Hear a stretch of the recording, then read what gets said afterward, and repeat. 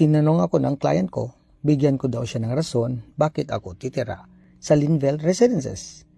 4 na bagay lang ang sinabi ko sa kanila. Una, close to nature. Makikita mo kasi dito, malapitan ng mga bundok, punong kahoy, at mga laman, meaning amoy pa lang, nature na. 3 to 5 minutes, national road na.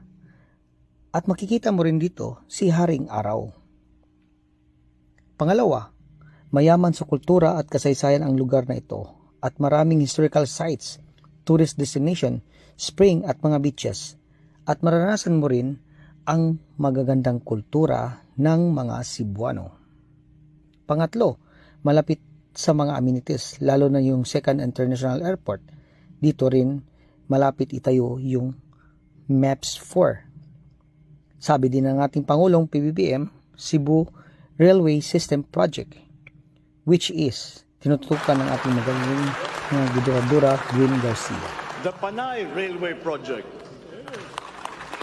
and the Cebu Railway System will be integrated as a vital part of our transport and communication systems.